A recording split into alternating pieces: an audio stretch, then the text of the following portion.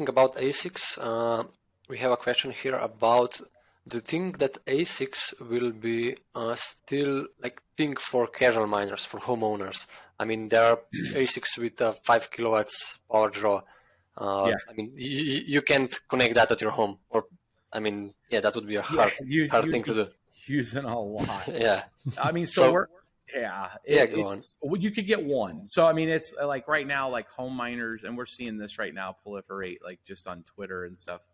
When China shut down, it changed everything, right? So now you have a lot more participation around the world, huge amounts of infrastructure being built in the U.S., huge amounts of interest being generated on the ASIC side. But again, it comes back down to sound, power, and heat. With, I would say, from the home, it pivots to be more around the sound being the most important thing. And then maybe part of the heat. Power-wise, my most, at least homes in the U.S. are 200 amp. They're usually don't require near that. Most use about 80 amp or less. And it depends if like you're running your oven and your dryer at the same time type of thing. But, a house could handle one. We're going to test this unit that we found at CES from this company called Fog Hashing. I think they're new, but they had a unit running at CES, and it looks like has a small dry cooler connected to what looks like a little fridge box, and it's all immersion. So they had it running in there, and they could run that up to 170 terahash at like 4,600 watts. They had it in there, and they were talking about the custom firmware that they put on your S19. They had also set up for, a single unit. It was 46 decibels. So that was everything running, which is very low, right? So if you can get solutions like that, and the unit cost on it's actually pretty decent. It's $1,500. So I was like, you put a $10,000 miner and a $1,500 setup, and you got about $300 in dielectric fluid. And then it's 46 decibels, and you can put that somewhere in your house, and the output in the heat side is about 900 to 1200 BTU. So like you could have a small heater. In the summer, you might want to not have it in the house, but I think as the innovation starts to come around to where you can have solutions like that put together for homes, you could see one person putting one of them in their house type of thing. But yeah, building out like farms, it gets far easier. You could put 7 to 10 GPU rigs in your house, and do a grow tent or something to be able to extract the heat and pull it out, or you could do 1 to 2 ASICs max, right? So I think the volume side is still on the GPU side. Too bad that will defy the first. The Bitcoin's white paper when Satoshi mentioned one vote, one CPU, one vote. Yeah. So I wish that mining won't become like email has become Google Mail, sort of thing. Yeah. It's not one company controlling everything, because that's defying the sole purpose. I think we get to this situation right now where there's a lot of exposure on those solo miners. And they just keep that. There was another block found like yesterday off of 86. Yeah. So it's like the phenomenon. So people are like, why is this happening now? I mean, I can't tell you how many messages I've gotten just on this. Like, should I start solo mining all this? But why are all these like USB ones finding? And I think the biggest distinct difference is because of the proliferation out of China and the separation of now more participation. You've had a lot of people try to get units, and there are onesie, twosie units. I mean, just to give you an idea, at Crypto World, we've brought in about 120 S19s over the last 2 months. We've sold those to over 70 customers. So that gives you an idea of the separation from 120 to 70 different individuals that have came in the store and just like bought one. And, so I think things like that, to where people are buying one and just participating, is huge. I think the fact that people are solo mining with them, taking the risk of never getting a payout, right? And winning. And mind you, this is like the lottery, so I would not. I was going to say it's more like I don't recommend. I don't recommend it.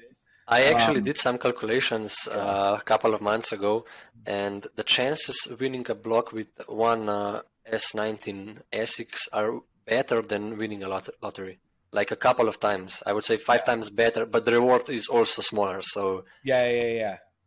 I mean, it's not to like like I saw somebody say on Twitter, like, oh, you could get struck by lightning twice. I'm like, no, those are way further odds. Like you have a much better chance. And interestingly, Ethereum's even better when you look at like, having a gigahash on it compared to like the terahash.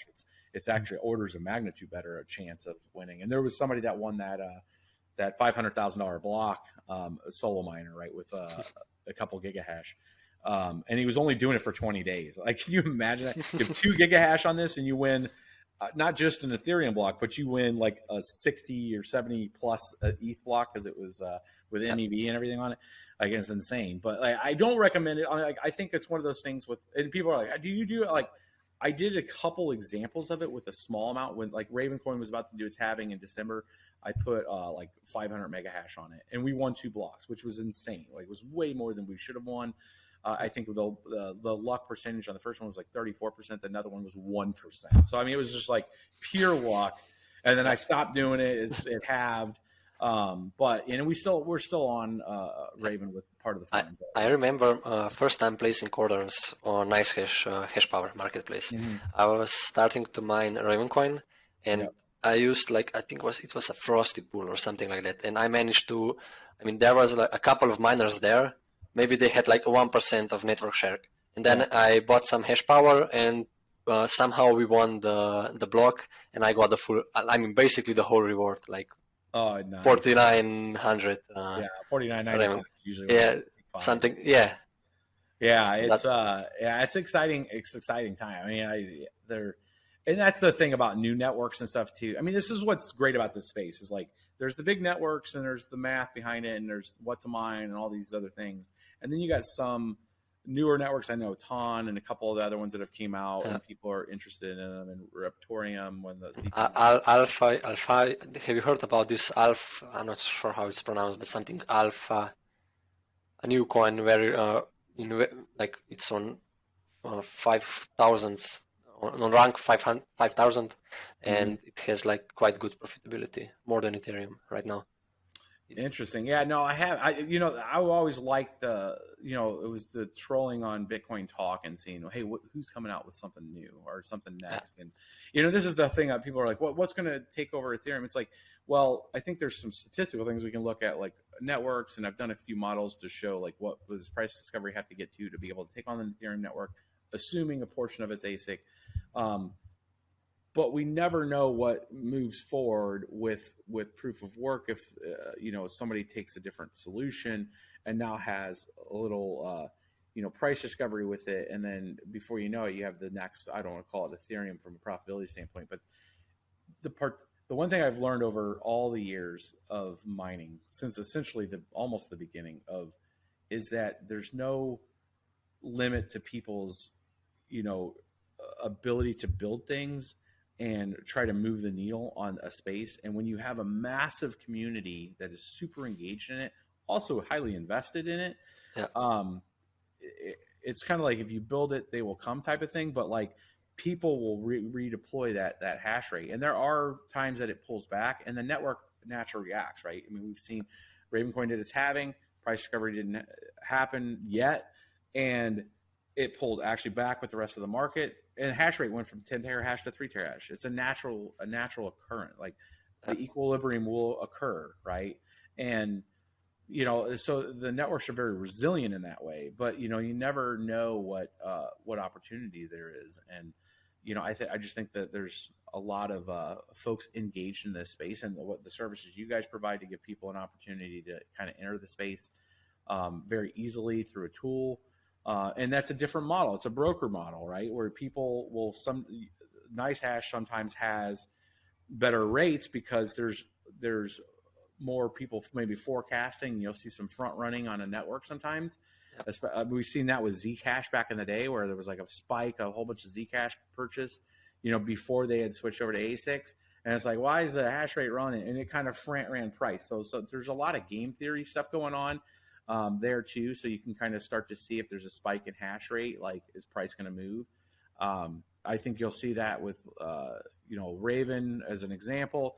if it gets listed on Coinbase, there's always going to be a front run. Somebody knows information. They'll buy some hash rate. Yeah. And then you're like, why is Raven setting it? It was 3 terahash. Now it's back up to 10 and the price hasn't moved. It was like, well, give it a few days. Right. So I think you get some of those spikes. You've seen it with Bitcoin Gold, a couple of the other ones that you could mine with like SHA-256 at the time. And they've switched to, to where you could use like your NVIDIA cards and stuff with it. But I mean, there's different things. So it's just being aware. That's the other messaging I would always tell people is, if you're into mining, I know it can be kind of fair weather. Sometimes you have a lot of fair weather folks, but pay attention to the networks, and understand, the different spikes and understand where things are going with it. And it'll give you an idea of probably what's coming.